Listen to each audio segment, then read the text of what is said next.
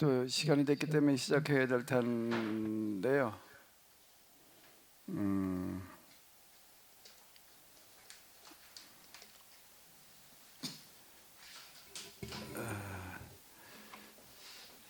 자, 로마서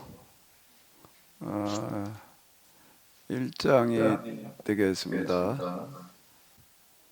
하나님의 복음이라고 하는, 자기가 전하는 이 복음이 하나님의 복음이라는 확신을 가지고 이야기를 하고 있는데, 이 복음은 하나님이 선지자들을 통하여 그의 아들에 관하여 성경에 미리 약속하시는 것이라, 이제 요게 이제 이 구속사적인 해석이 되는 거예요. 구속사적인 해석은 이제 이 사도들이 지금 이제 하는 건데, 그 이제 사도행전에서 우리가 이제 이렇게 말이 받거든요. 하나님의 선지자들 통하여서 이미 예고하셨다, 예언하셨다, 약속하셨다, 이제 이렇게 돼서 이제 이스라엘 역사 그러면은 이스라엘이라는 그 단어가 계약 공동체를 얘기하는 거거든요. 나라와 민족 그 용어로도 이제 쓰이지만은요, 성경에서 이스라엘이라고 이야기를 할 때에는 하나님과 계약을 맺은 계약 공동체를 이제 이야기하는 게 되겠습니다.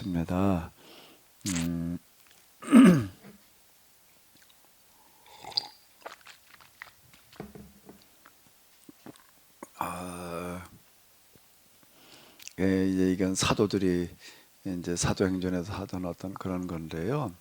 그런데 이 부분에 대해서는요, 이제 우리가 유대교를 염두에 두고 볼 필요가 있는데, 유대교는 기독교에서 하는 것과 같은 구속사적으로다가 해석은 안 해. 왜? 그 사람들이 예수님을 메시아로 인정을 안 하니까.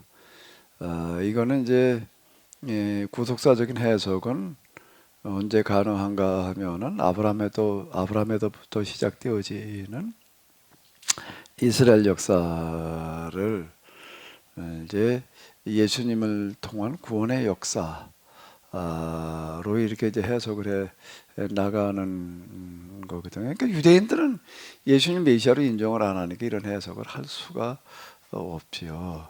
유대인들 나름대로 구약 성경에도 뭘 찾아놓고 있었는가 하면 메시아에 대한 예언의 말씀들을 찾아놓고 있었습니다. 이게 이제 메시아에 관한 이야기이다. 찾아놓은 그런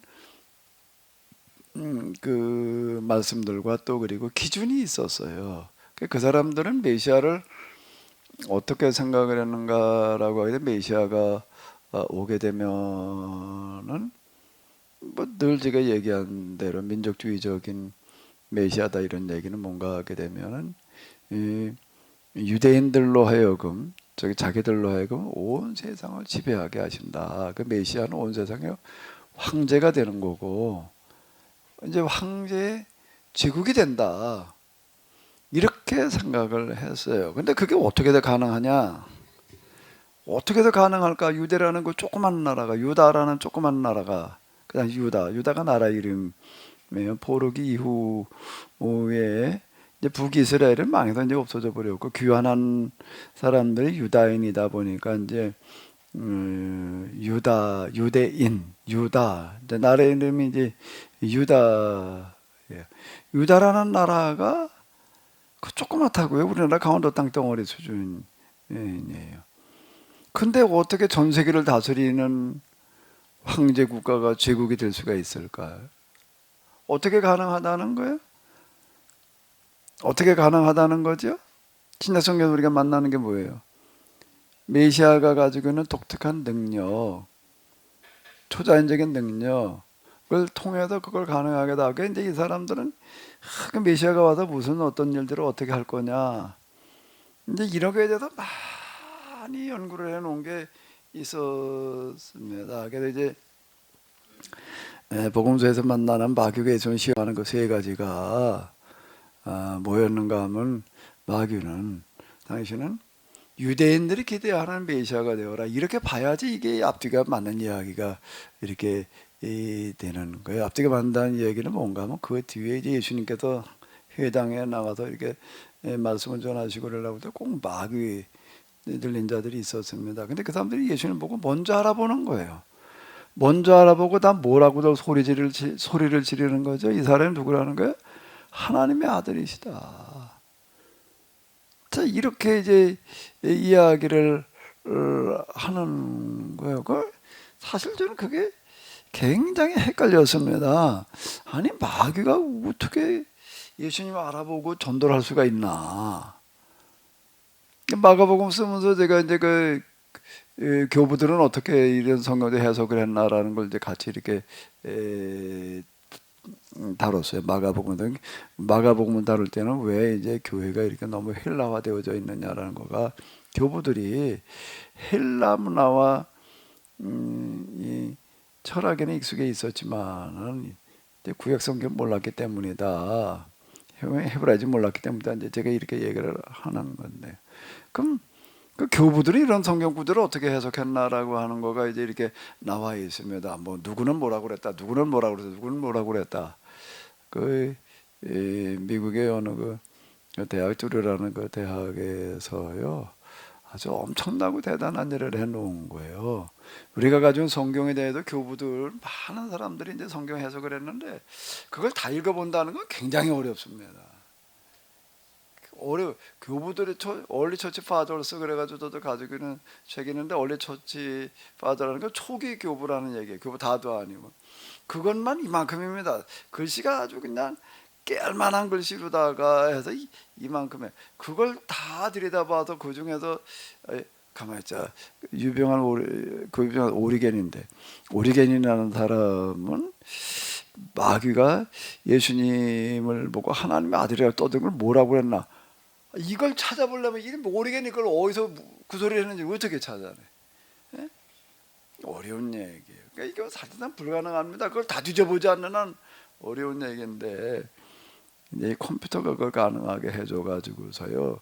컴퓨터에다 이걸 다 입력을 시켜가지고 누가 무슨 소리 뭐 몇 장 몇 절 그러면 오리겐이 쓰는 거 많은 책들 가운데에서 요거도 해석은 어디 들어있다는 게 이게 그 데이터베이스라는 얘기가 그 얘기죠. 데이터베이스화 시켜가지고서 이제 이렇게 찾아내게 해가지고서 이제 그게 가능해지니까 딱 치면 이제 어느 교본은 이걸 뭐라고 그랬다, 어느 교본은 뭐라고 그랬다 이게 이제 나옵니다. 이제 그렇게 만들어놓은 책이 있어서 그걸 제가 이제 가능했던 거예요. 거기 보니까 그분들은 거의 다 뭐라고 그랬나 하면 마귀의 거짓말 가운데 화이트 거짓말도 있대. 백색 거짓말도 있다. 이제 마귀도 이제 백색 거짓말은 사실이라는 얘기. 인데 또는 뭐 좋은 뜻의 거짓말 그렇게 얘기를 하는데 지금 마귀도 지금 여기서 사실을 말할 때가 있다. 이렇게 이거를 해석을 하는. 그러면 그 왜 나가라고 그래? 내버려 두어야지. 잠잠하고 나가라. 쫓아내지. 거기 보면 꾸짖으셨다는 거예요. 귀신 쫓아내실 땐 꼭 꾸짖으셨다고. 그걸 왜 이게 앞뒤가 안 맞는 얘기가 되는 거예요. 그러면 이제 무슨 얘기가 되는가 하게 되면 그 당시 사람들은 하나님의 아들이라고, 네가 하나님의 아들이거든이라고 이렇게 얘기를 하는 게 뭔가 이제 메시아를 얘기하는 칭호라고요. 하나님의 아들이라는 그럼 다 메시아로 알아듣는 게 그 당시 사람들 유대인은 다 그렇게 알아요. 네가 하나님의 아들이거든 뭐 떡을 만들어 먹어라 말이야. 뭐 어떻게 뛰어내려라 이렇게 얘기하는 거야. 이는 하나님의 아들이다라고 얘기를 하는 거야. 이 사람이 우리가 기다리던 메시아다. 우리가 기다리던 메시아다라는 건 뭔 얘기가 되는 거예요? 메시아인 건 맞는데 우리가 기다린 메시아 이게 전혀 딴 얘기가 되는 건데 뭔가 유대인들은 어떻게 생각을 했다고요? 메시아 이해가 그다음에 온 세상을 지배하고 다스릴 황제가 된다. 황제가 된다. 뭘로 황제가 된다? 초자연적인 능력으로. 그걸 하늘의 표적이라고 부른 거예요. 하늘의 표적을 우리에게 보여달라. 그러면 믿겠다. 유대인들이 와도 아주 집요하게 묻습니다. 유대인들도 굉장히 갈등과 고심을 많이 하는 게 예수님을 보니까는 예수님 주변에 이게 5만 명 뭐 이렇게 이제 기록이 되어져 있고 사람이 발에 밟힐 지경이었다. 그렇게 몰려들었다. 라는 이야기예요. 그 당시 바닷가에 5만이 모인다라고 하는 거는 어마어마한 숫자예요. 전국 각지 해외에서까지 이렇게 몰려드는 이런 걸 보면서 이 사람이 이제 우리가 기다리는 메시아일 수 있다.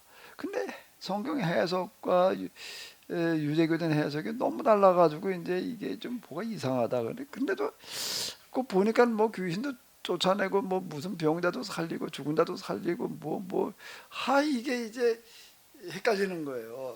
야, 이 사람의 진짜 우리가 기다리는 메시아일 수 있다. 그 와서 묻는 거예요. 그래서 하늘의 표적이라고 얘기를 하는 게 뭐라는 얘기죠?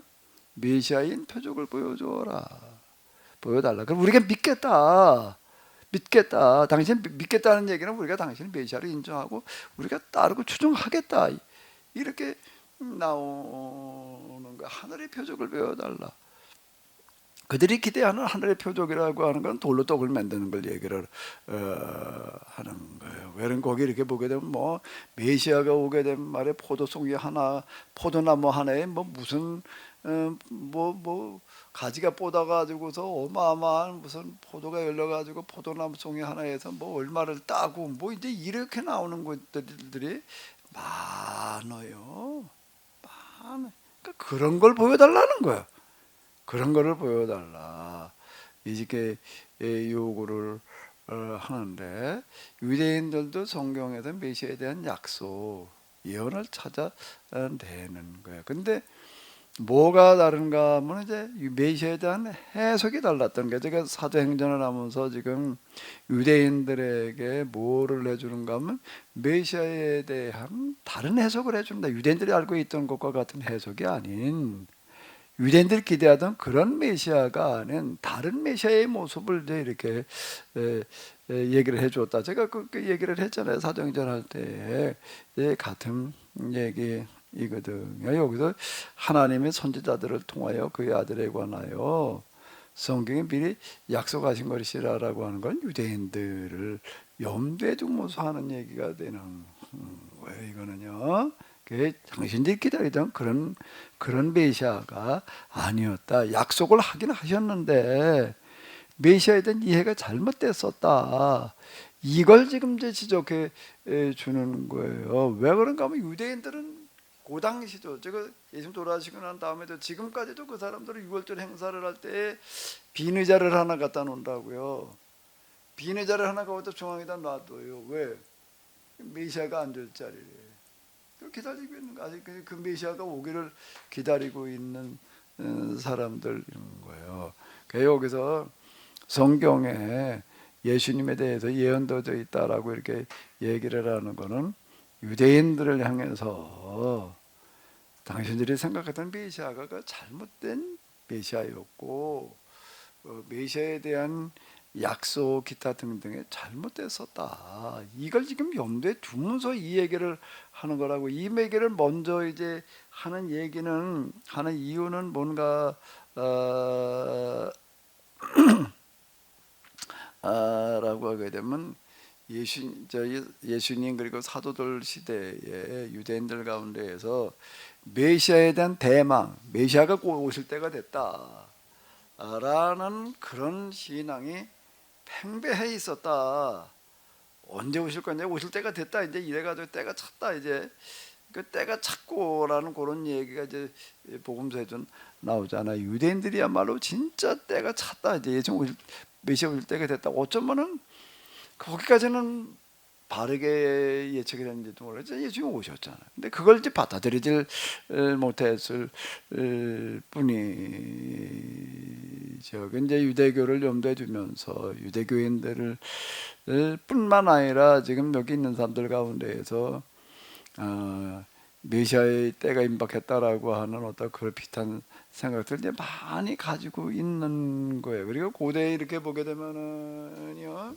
고대뿐만 아니라 지금도 그건 뭐 다르지 않은데 어떤 어려운 시기가 오게 되면은 사람들이 뭔가 특별한 사람이 나타나서 이걸 해결해 줄 거다라고 하는 식의 기대감들을 가지게 됩니다.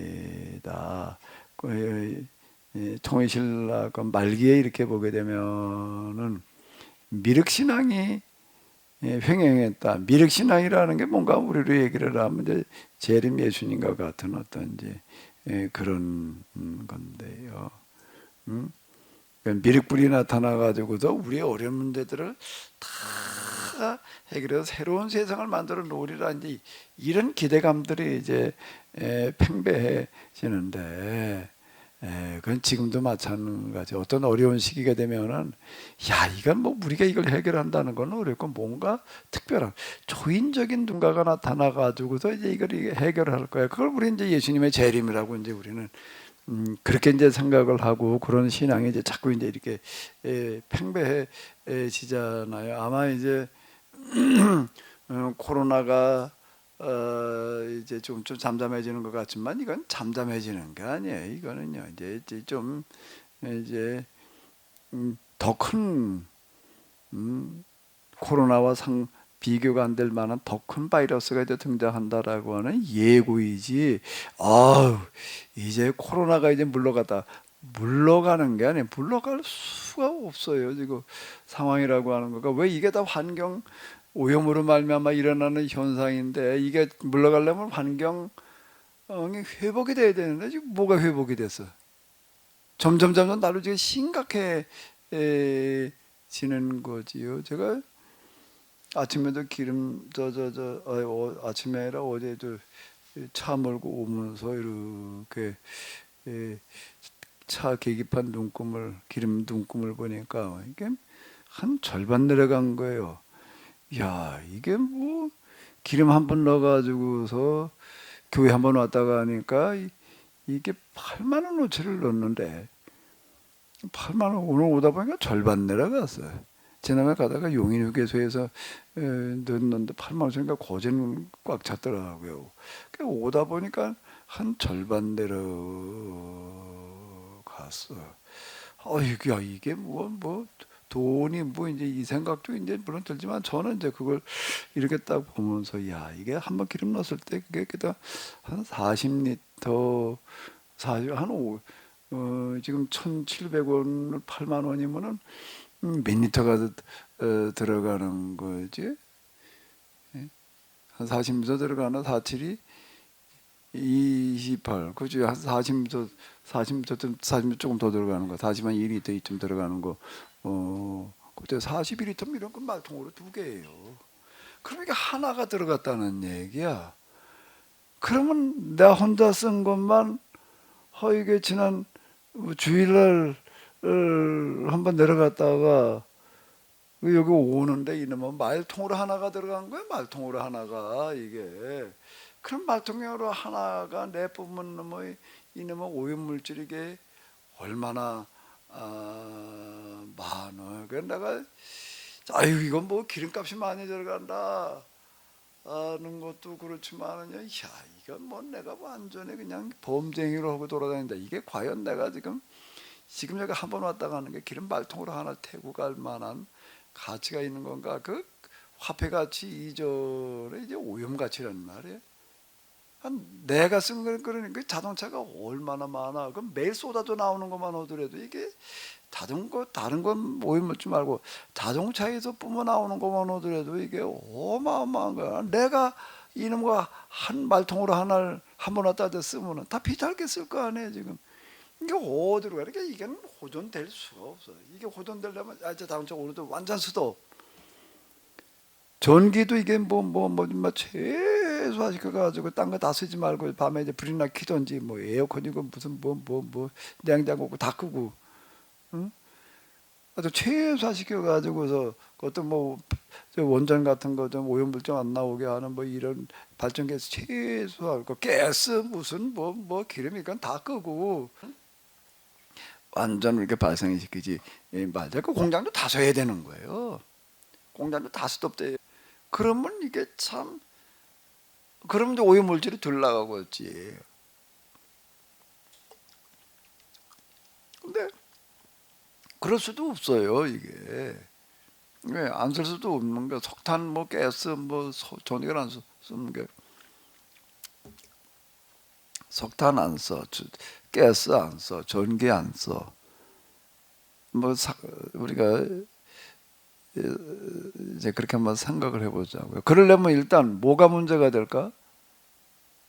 난방이 문제가 돼요. 그러니까 난방을 뭘 가지고 해야 되나? 그냥 야 그냥 난방이자 하지 마라. 그냥 춘 데서 그냥 살아. 밥은 해 먹어야 될 거 아니에요, 우리다가.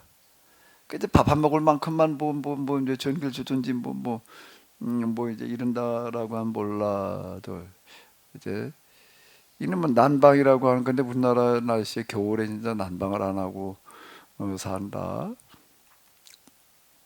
쉽지 않습니다. 근데 내가 전에 무엇 때문에 목사님들하고 일본 한번 갔다가 내가 겨울에 갔었는데요. 개 떨듯하다가 왔어요. 갈 데가 아니다. 난방이 없어요, 겨울에.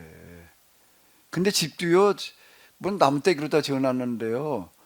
아니 뭐 단열이라는 게 별로 없어요. 그런 집을 지어놓고서는 전 난방 없이 살더라고요. 그 낮에는 뭐 저거다가 전기장판 그 전기장판도 뭐 널따라 놓은 것도 아니야. 뭐 요만한 놈을 갖다가 놓고도 거기서 뭐 허비적거리고 그러고 이제 있다가 그것도 아주 출 때나 끼우지 또 그것도 거의 안 써요. 저녁에 잘려면은요 이게 이불 뭐 까는 건 뭐 이만한 놈을 까지 않으면 냉기가 올라와 가지고서 이게 그건 뭐 이런 게 있더라고요. 이만한 거 저 침대 매트 같은 걸 깔아 바닥에다가 그 냉기가 올라오니까 난방이 아무것도 없으니까 이놈에게 그래 그리고 그다음에 이불을 갖다가 뭐 근데 이불 덮은 거 가지고서는 안 되고 잘 때 이런 거 파칼 입고 모자가 쓰고 잤어요. 그러니 이게 얼마나 답답하고 불편해. 내가 가서 있던 데만 그러는 게 아니라 다 그러고 사는 거예요. 일본 가 보니까는. 근데 유럽 가면 또 유럽도 그래요. 겨울에 난방 없이 산다는 거예요. 그럼 난방할 돈이 없어서다라고는 생각하는데 아니에요. 그 사람들이 난방비가 없을 만큼 그렇게 가난한 사람들이 아닌데 가난해서 그 사람은 그렇게 하고 산다가 아니라 그냥 옷 껴입고 그러고 그냥 우리가 이거 에너지 소비하지 말자는 게 오늘 우리처럼 사는 나라는 없는 것 같아. 이렇게 집을 우리는 우리처럼 넓게 집이 뭐 보통 30평이지 30평자 40평 원 집이라고 하는 놈가 뭐 요만해 가지고서 다리 쭉 뻗는 게 쉽지 않을 뭔데 우리 지금 애가 뭐 때문에 뭐 프랑스가 파리가 가지고서 지금 막 이제 간지 한 달 됐나 아주 얘가 그냥 지 엄마하고 통화하는 걸 보면 아주 못 살겠대. 무슨 뭐 호텔이라고 뭐 어디 들어갔는데 뭔 도대체가 이게 원 좁기도 세상에 원 그렇게 좁고 뭐 프랑스 파리 한복판 거기 그 뭐 호텔 그럼 우리 생각에는 그냥 어이구 이게 뭔 도대체가 뭐 난방도 없고 그냥 뭐 문도 허술해 가지고서 아침에 일어나면 불 끄고 잔데 켜져 있고 누가 들어왔다 나간 거가 없고 뭐 도대체 못 살겠다고 뭐 도저히 안 되겠다 뭐 지금 몇 번째 이사를 해도 조금 그나마 낫대나 그런데 또 뭐 이제 며칠 날이면 끝나도 들어갈 줄 알았더니 이제 끝나서 또 딴 데로 또 옮겨야 되는데 이게 도대체 아주 지혜하고 통화하는 걸 지혜미하고 통화하는 걸 옆에 들어보면은 못 살겠대. 아주 빨리 좀 들어갔으면 좋겠다고 그냥 그러고 맨날 울고 있어요. 그 우리처럼 이렇게 그냥 뭐 집안에서 난닝구 입고 왔다 갔다 해야 될 정도다가 온도 높이고 살고 나는 나라가 아마 세계대 유일한 거.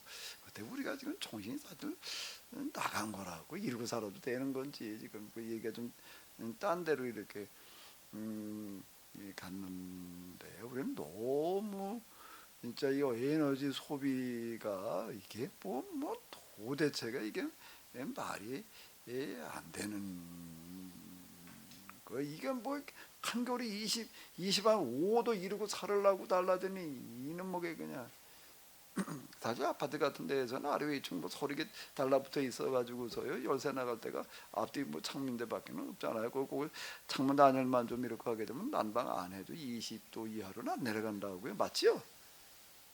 아파트 이렇게 한겨울에 그 그냥 살아야 돼 사실.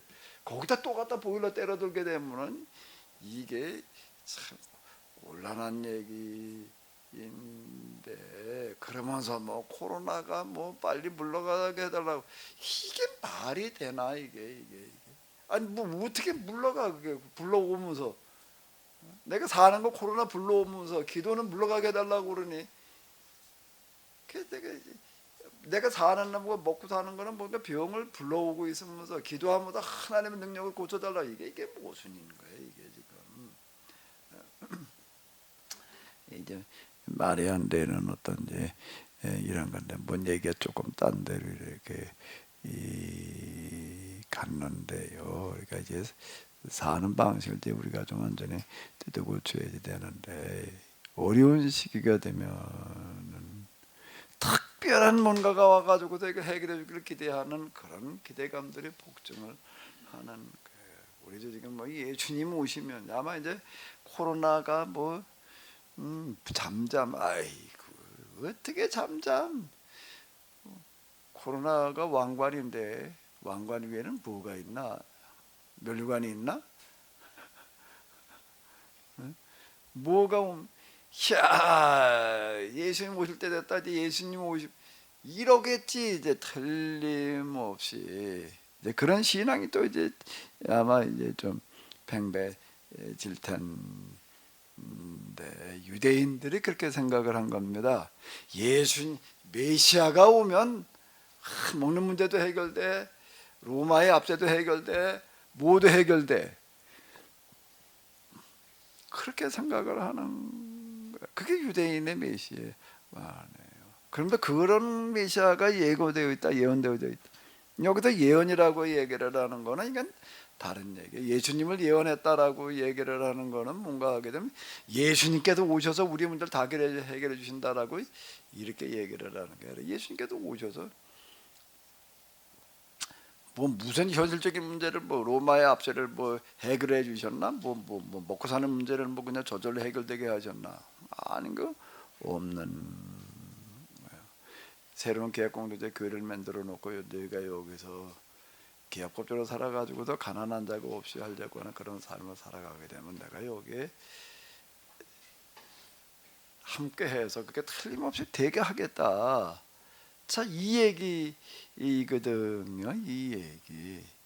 이 해석이 다른 거예요. 메시아에 대한 메시아 자체에 대한 이해도 다르고, 무엇을 예고했는가도 다르고, 역할이 다른 거죠. 그래서 이제 그걸 누가 해결을 해야 되는 거예요? 메시아가 오면 메시아가 해결하는 게 아니라 누가 해결을 하는 거예요? 교회가 해결을 하는 거예요. 교회를 통해서 해결하시겠다. 이제 계약 공동체를 통해서 일하신다고, 하나님은요. 계약 공동체를 통해서 일한다. 그 얘기 이제 계속 하는 거가 바로 이제 이런 얘기가 이렇게 되는 건데, 이제 이게 다른 거예요. 그의 아들에 관해서 말하자면은 육신으로는 다윗의 혈통으로 나셨고, 요 말이 요게 다윗의 혈통, 메시아를 다윗의 자손이라고 이렇게 생각을 했습니다. 메시아는 다윗의 자손으로 온다. 왜 다윗의 자손으로 온다라고 생각을 했는가 하게 되면은 이스라엘 역사에서 다윗이 이제 제국을 이루었던 사람이기 때문에 이제 다윗이 이제 이스라엘 민족의 상징이 돼버린 거예요. 그 국기도 다윗의 별을 뭐 이래 놓고, 이제 다윗의 후손, 이제 다윗 왕국의 재현을 이 사람들은 맨날 이제 이렇게 꿈꾸는 거예요. 그러니까 이게 잘못된 신앙이죠, 이게요. 이제 우리는 또 이제 이 유대인들은 다윗 왕국을 꿈꾸는데, 우리는 또 메시아 왕국을 꿈꿔요. 또 이제 메시아가 오게 되면 말이야 무슨 왕국을 만들어 가지고 뭘 차 이래 놓으니까 또 이제 또 문제가 되는 거예요. 그러니까 이제 신천지 같은 그런 데가 들끓어 이제 이게 그렇게 교회다 해놓은 그런 온상 온상을 만들어줘 가지고도 온갖 바이러스가 와도 부글거릴 수 있게 만들어 놓은 거예요. 신천지는 왜 나왔는가 하면 우리 교회의 잘못된 신앙 때문에 나오는 거예요. 교회의 신앙에 그 따부가 들어설 자리가 없게끔 만들어 놔야 되는데 그 불러들이는 꼬라지가 된 거예요 지금요. 그래 놓고 나가지고도 또 신천지 이단이고 막 이러니까 오지 마라. 또 교회마다 또 이제 신천지 출입금지 따또 이래 놔버리네. 아니 신천지는 누가 불러도 코로나는 누가 불러왔는데 코로나 안 오게 해달라고 그러는 거고 똑같은 얘기가 돼버리니까 이게 무슨냐 이게. 예? 신천지들이 그냥 남들 교회마다 토다 다니면서 그냥 다 이제 아주 그냥 온갖 문제들이 일으켜 놓으니까 이제 출입금지 뭐 이래가지고 이단 무슨 뭐 이르고 이제 뭐 교회마다 뭐 신천지 출입금지 우리도 그런 거 갖다 붙여놨자. 나 이거 이런 거 신천지들이 신천지라고 그러지 않고 그냥 아닌 것처럼 하고 들어오니까 이제 그런 거 오지 마라 이제 그런 얘기가 이렇게 되는 건데 주위 여기 세미나에 오던 어떤 목사님 한 분 여기 왔다가 신천지 출입금지 그 우리 지방에도 보내줘요. 그다마다 붙여주래, 붙여놓으래. 뭐 별 생각 없이 그냥 붙였어. 여기 신천지가 가고 왔다 갔다 하고 그랬더니 그때 그 목사님 그걸 떡 보더니 뭐라고 그랬다고요?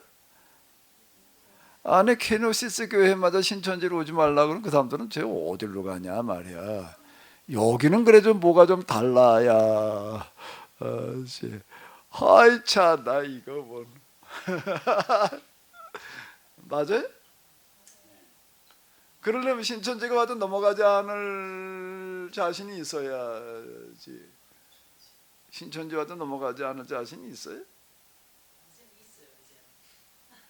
신천지라 그러면 안 넘어가겠지? 안 그래도 안 넘어갈 것 같아? 어쭈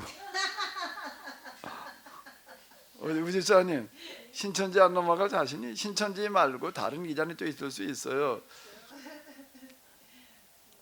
넘어갈 수 있어요? 자신이 있어요? 그래 신천지 오지 마라라는 거 표면 안 붙여놓은 그런 것부터 안 붙이지.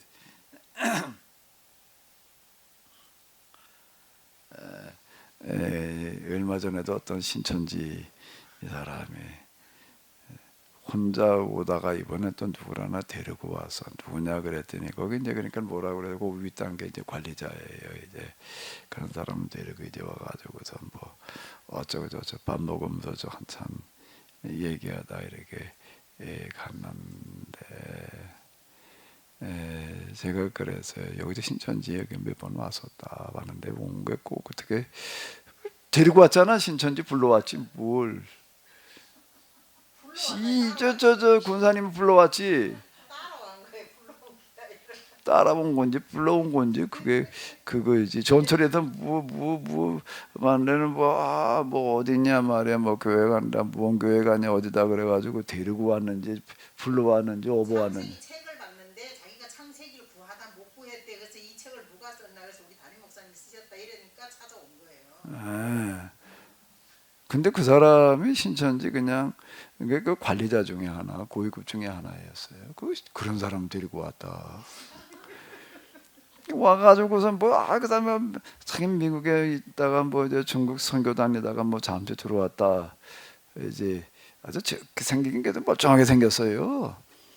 키도 크고 뭐 생긴 것도 꽤 괜찮게 가도 뭐 그때 코트 뭐딱 그럴싸하게 차려입고 그러고 와가지고서 그러냐고 뭐 이제 그 이제 주일마다 왔나 뭐 한동안 왔던 거 근데 쭉 와가지고서 이렇게 보니까 이제 꼭 열심히 사람만 그 사람들은 이제 이렇게 접촉을 해가지고서 포섭하잖아요. 이제 포섭하러 온 거예요.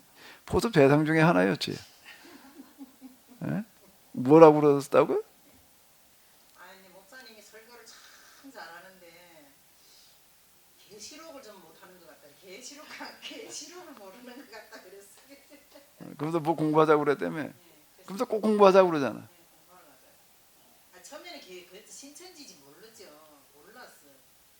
근데 이분이 처음에는 뭐 자기 선교사들을 데리고 와요. 선교사 내가 이거 일로 이거 가지고 얘기를 해봐. 지금 딴 사람들은 못 들어 지금. 와서 얘기를 하든 자 어디 얘기를 해봐요.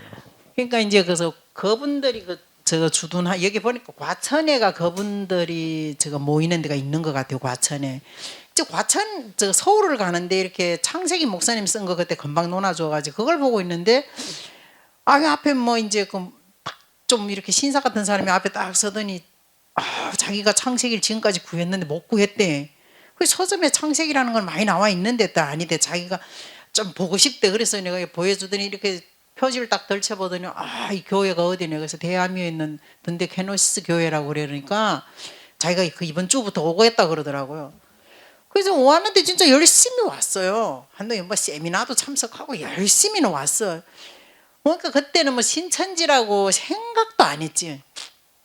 그 다음에 얼마쯤 가더니 한 몇 달 지나더니 나더러 지금 미국에 선교하시는 분, 중국 선교하시는 분이 그 미국 사람인데 한국을 잠깐 들렸으니까 딱 좀 권사님 같은 사람 만날라 근데 그때도 아무 생각 없이 간 거예요.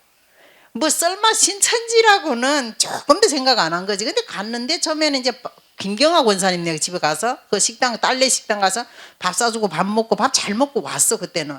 그래서 이제 며칠 내로 오니까 한 번 더 만나자 그러더라고. 그래서 만나자 그러니까 나는 뭐 중국 선교한다니까 그래서 만났어. 또 만났어. 만났는데 여기를 좀 가보지 어디. 저 검정에서 요 가까운 데니까 지금 뭘 하고 있는데 가자 그러더라고. 그래 일단은 가보기는 가자. 그래 갔어. 또 따라갔어요. 따라갔는데 보니까 이 책상들 쫙 놔두고 공부를 해.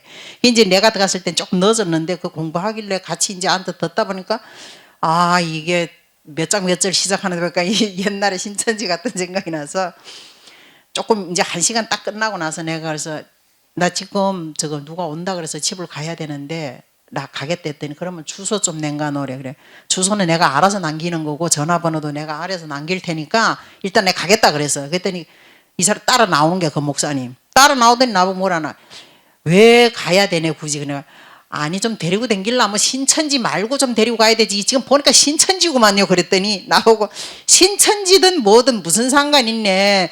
내가 보니까 강 목사님은 다른 거는 다 강의를 잘하는데 계시록을 강의를 못하는 거 보니까 아니다 이거요. 그래서 여기서 계시록을 좀 잘 배워가지고 중국을 들어가라 그러더라고. 근데 교회 와서 목사님 보고 목사님 다른 건 강의 다 잘하시고 설교 다 잘하시는데 계시록 강의 못하신데 그 계시록 나온 거잖아요. 결국은 그 계시록을 먼저 쓰신 거예요.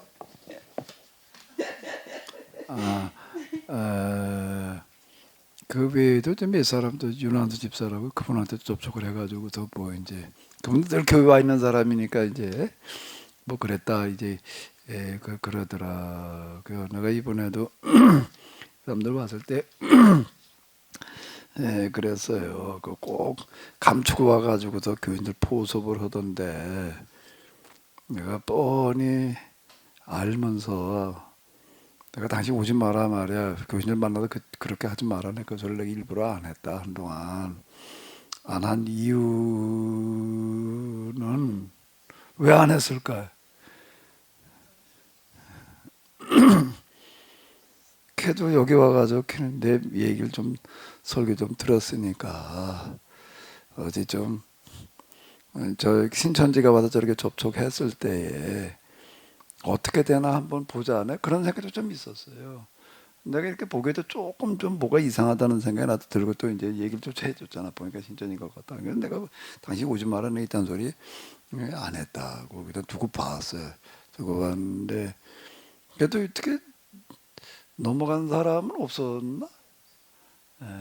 그러니까 이제 찔러서도 넘어가지를 않으니까 그 다음에 이제 드러내더라고. 자기 입으로 얘기를 하더라고. 얼마쯤 가니까는. 내가 이번에도 내가 그랬어요. 내가 신천지보다 그러고 할 때 내가 그냥 한번 지켜만 봤다.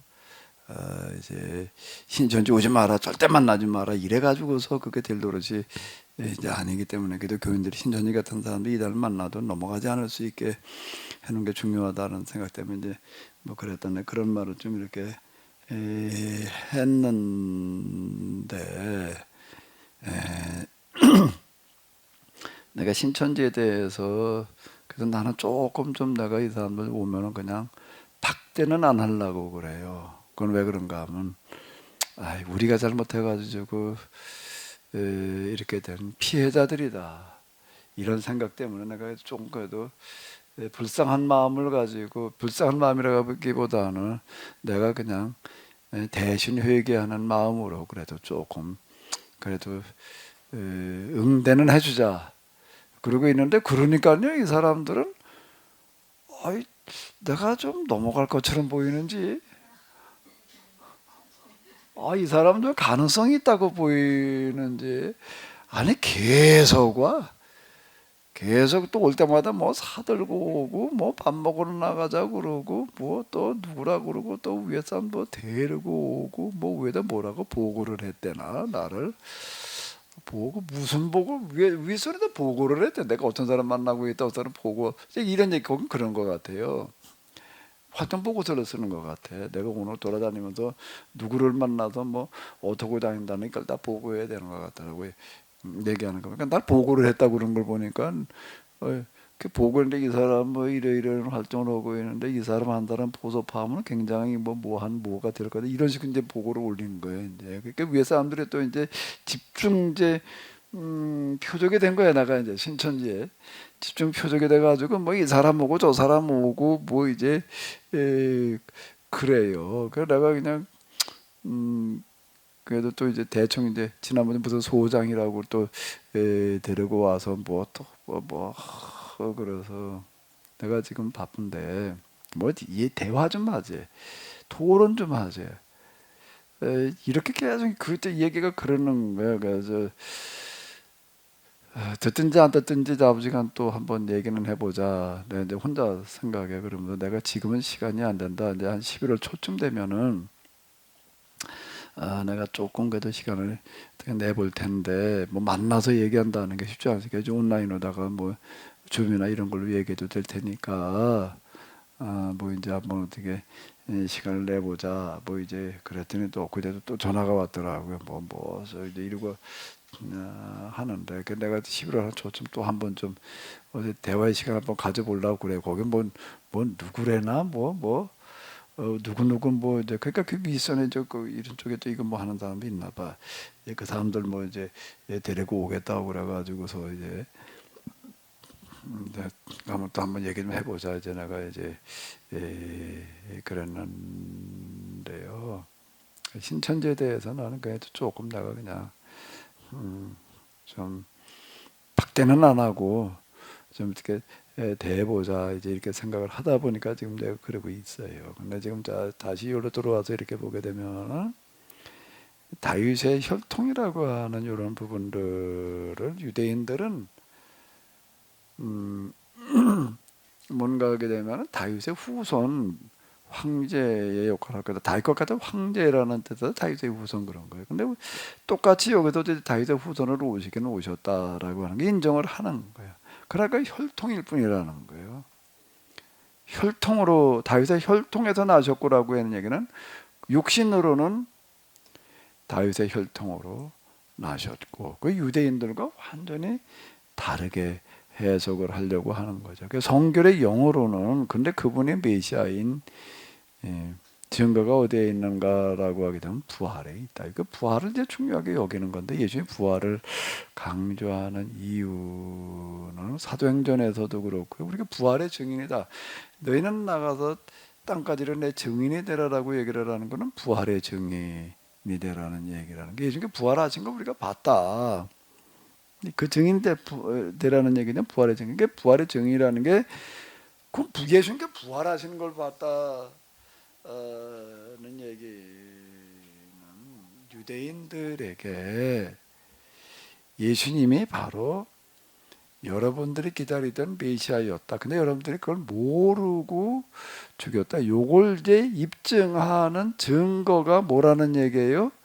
부활이었다는 거예요. 부활을 이렇게 강조하는 이유는 우리가 죽은 다음에 부활이 있어. 우리가 부활해야 돼. 이것도 물론 포함되는 이야기인데, 여기서 부활은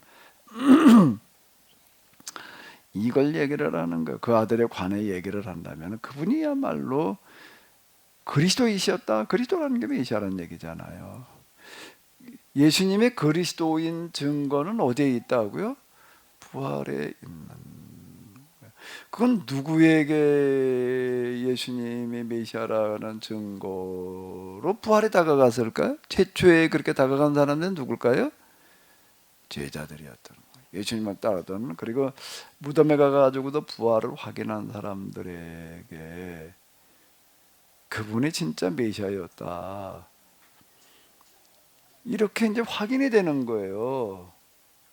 그 이전에 주는 그리스도시요 살아계신 하나님의 아들이십니다라고 고백은 했지만, 그건 자기식의 고백이에요. 이거는 베드로가 이제 마태복음 10장 10절에 그렇게 고백을 하고 뭐 이제 그런 얘기들이 이렇게 있잖아요. 예수님이 메시아라고 나름대로도 생각을 하고 그러고 있었지만은 자기들이 생각하는 방식의 그런 메시아였던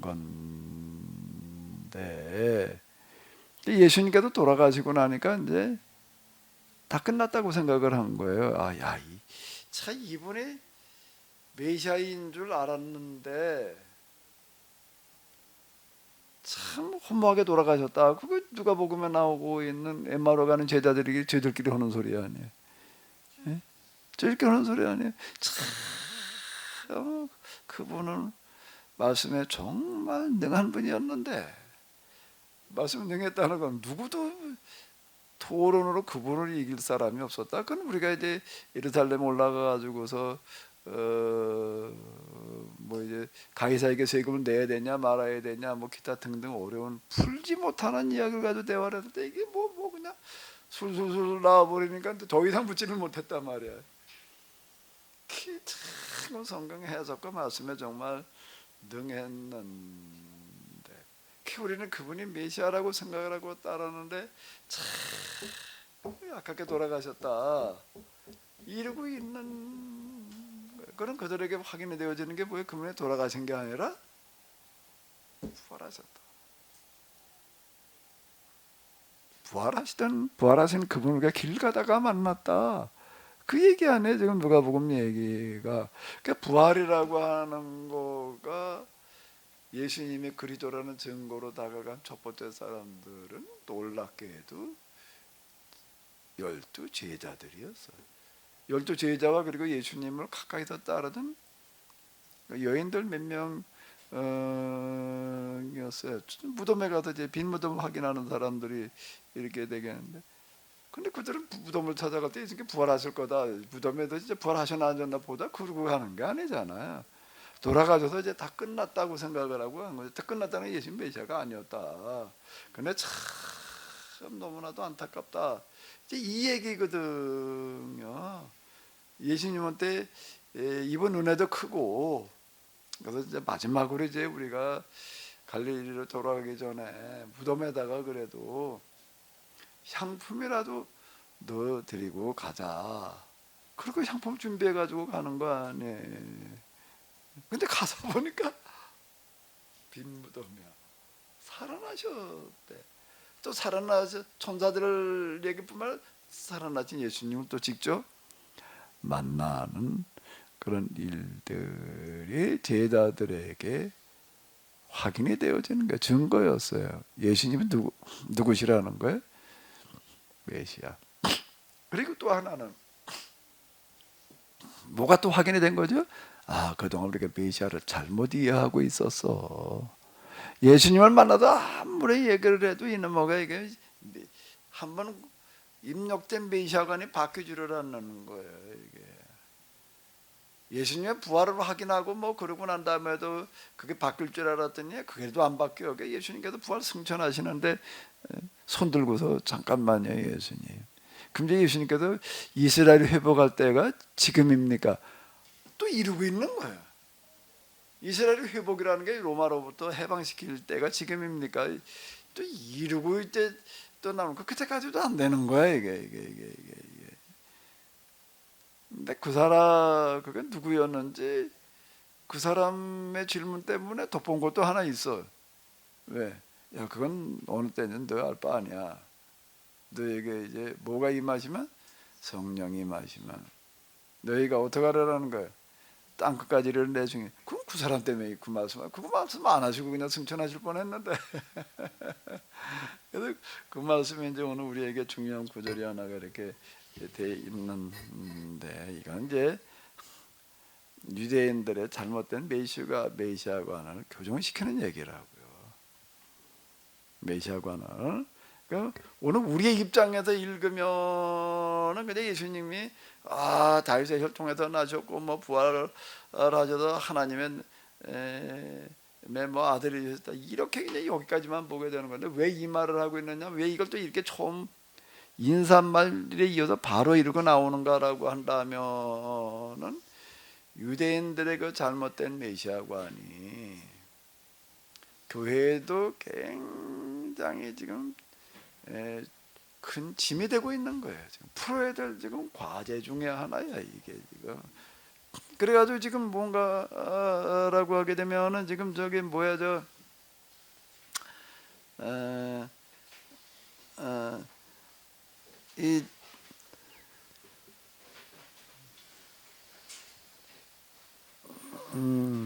뭔 얘기하다 잊어버렸네. 중요한 어떤 그런 이제 과제 중에 하나가 돼가지고서 왜 뭐를요? 그게 이제 유대인들의 잘못된 메시아관을 바로잡아 놓는 거가 이제 중요한 문제가 돼가지고 지금 그거를 지금 어디서 다루는가 하게 되면은 이 로마서를 쓰면서 서두에서 지금 이 부분을 이제 다루고 있는 거죠. 예수님이 메시아다라고 이제 이 메시아였다라고 하는 것을 이제 이렇게 유대인을 향해서 이제 이렇게 이해시키는 그런 걸 염두에 두면서 지금 하는 건데 이걸 앞부분에다 다룬 이유는 이 부분이 각 교회들마다 그 유대인들하고 그 밀접하게 지금 접해 있는 건데 초기 교회에서 예수님 당시 그리고 사도 시대에 있어서 유대인들의 최대 관심사는 뭐라고요? 임박한 메시아 도래였다. 그 메시아 도래에 관한 그래 임박성에 대한 기대감들이 절정에 달해 있었다라고 하는 거예요. 이제 그 얘기는 곧 또 뭔 얘기가 되는가라고 하게 되면은 교회도 지금 주축이 아직까지는 유대인들이거든요. 아직까지 유대인들이기 때문에 이런 부분들이 많은 영향을 미치고 있었다. 많은 영향을 미치고 있었기 때문에 이 잘못된 메시아 이해라는 부분을 바로잡아 놓는 게 중요하다. 지금 이렇게 지금 다루고 있는 거죠. 이 부분이요. 자, 그건 오늘 우리도 이제 지금 여기서는 예수님 메시아로 인정하냐 안 하냐의 이제 어떤 이런 문제이지만은 예수님을 메시아로 인정한 다음에도요 예수님이 어떤 메시아냐라고 또 바르게 이해하는 것은 대단히 중요하다라고 하는 겁니다. 우리가 이제 이 바울의 활동, 그 서신을 통해서 우리가 이제 확인할 수 있는 거는 뭔가라고 하게 되면 사도 바울이 로마서를 쓰는 목적이 뭐라고요? 로마서를 쓰는 목적이 뭐라고 그랬죠? 로마에 있는 교인들에게 뭘 해주기 위해서요? 바른 신앙을 알려주기 위해서 지금 로마서를 이렇게 심혈을 기울여 가지고 지금 쓰고 있다. 유언서신으로 쓰고 있다라고 하는 거예요. 그럼 사도 바울은 뭐에다가 가장 큰 비중을 두는가라고 하게 되면 신앙을 가지는 것도 중요하지만 더 중요한 거는 뭐라는 얘기가 되는 거죠? 바른 신앙을 가지는 것이다. 지금 여기도 초기 이제 유대인에게서 이방인으로 신앙의 축이 넘어가는 단계인데 여기에서 이방인들에게 신앙의 기초를 잘못 심어 놓게 되면은 이거보다 더 큰 비극은 없다. 그러니까 여기서 바른 신앙을 가지게 해놔야 된다. 바른 이해를 가지게 해놔야 된다. 이제 그걸 지금 로마서에서 의도하고 있는 건데요. 그러니까 오늘 우리에게도 똑같다는 얘기가 되는 거죠. 바른 신앙이라는 거가 그만큼 중요하다. 바른 이해가 중요하다. 바른 신앙은 뭐에서 가능해지는가 하면은 하나님과 성경, 교리와 신학에 대한 뭐가 있어야 되는 거죠? 바른 이해가 길잡이 역할을 해서 뭐로 가게 하는 거예요? 바른 신앙으로 가게 한다. 이제 이렇게 볼 수가 있습니다. 뭐 좀 하실 말씀 있으시면 좀 하십시오.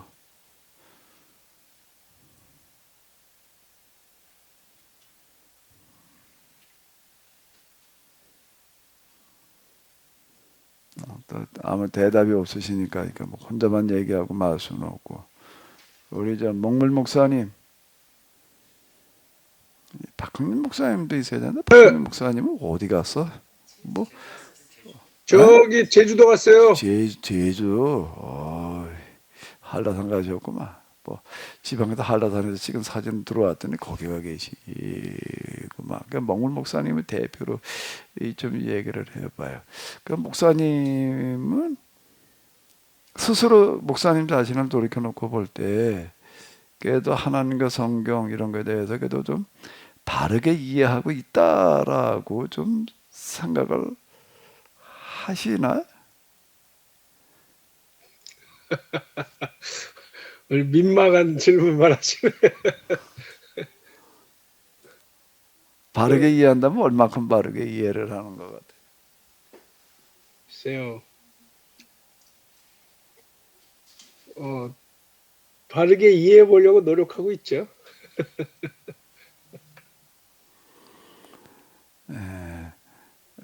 이제 저 자신 스스로는 이게 이제 이 성경을 해석하는 사람이 잘못 해석해 놓게 되면 그거보다 더 심각한 게 없단 말이야. 이제 제가 그런 얘기를 많이 이렇게 하는데요. 그게 사실 제가 제일 특히 지금 이런 세미나를 하고 이제 그러고 있는데 이렇게 말하고 있는 애가 잘못 말해 놓으면 참 이거 곤란한 얘기잖아요. 그래가지고 저는 혼자 이렇게 생각을 하는 거예요. 이거는 이게 맞다라고 확인된 거 아닌 거는 아예 말하지를 말자. 혼자 이렇게 이제 기준을 세워놓는 거야. 오늘 아침에도 일어나가지고서 이제 또 로마서 이걸 쭉 이제 오늘 해야 될 내용을 이제 한번 쭉 둘러보고 이러고 하면서 뭘 어떻게 해야 될까 이런 생각을 이제 준비를 이제 나름대로 이렇게 합니다. 근데 제일 중요한 비중은 어디다 두는가 하면은 내가 잘못 말해놓으면 곤란하잖아요. 그래서 내가 이건 틀림없다라고 확인된 데까지만. 근데 내가 지금 이해하고 알고 있는 게 틀림없다는 걸 어떻게 알아? 그게 틀림없다는 걸 어떻게 알아? 근데 내가 또 얘기하는 것 가운데에는 기존에 지금 어디서 해석하지 않은 부분들 다른 것들이 많습니다. 근데 이게 틀림없다는 걸 어떻게 확인을 하냐고요. 다른 책을 읽어보니까 이 사람들도 이렇게 이해를 하고 있으니까 이게 맞구나. 근데 나는 다른 책을 읽어보니까 이게 확인하기가 나는 어려워요. 확인할 수 없는 게 참 많아. 예? 그러면서 내가 이제 누구도 얘기 안 하는 어떤 그런 것들은 많이 이야기를 해야 되는데, 근데 이걸 내가 잘못 말해놓으면 이게 곤란한 일이 돼버린단 말이야. 이게 나한테 제일 큰 고민이에요. 누구도 이렇게 얘기를 안 했는데 내가 이렇게 얘기를 해야 되는데 이게 과연 맞는 얘기인가? 이게 신학자들은 누구도 얘기 안 한 걸 얘기하는 거를 굉장히 조심스럽게 생각을 합니다. 이제 어쨌든 난 겁 없이 그냥 막 쪼들어야 되는데, 근데 내가 스스로 이게 맞다라고 확인하는 방식이 뭐라고요? 어제도 내가 계속 얘기를 했는데 비모순의 법칙. 비모순의 법칙이에요. 모순이 아니어야 돼. 모순이 아니라는 얘기는 곧 또 뭐라는 얘기예요? 자명한 얘기해야 되는 거예요. 참 이건 이쪽에서 봐도 그렇고 저쪽에서 봐도 그렇고 다 맞는 얘기여야 돼요. 자, 자연과학자들은 새로운 어떤 하나의 이론을 제시할 때 내가 지금 발표하는 이론이 맞다는 거에 대한 증거를 내놔야 됩니다. 그 증거를 뭘로 내놔야 되죠? 실험 결과로 내놔야 되는 거예요. 이걸 내가 가설을 세워가지고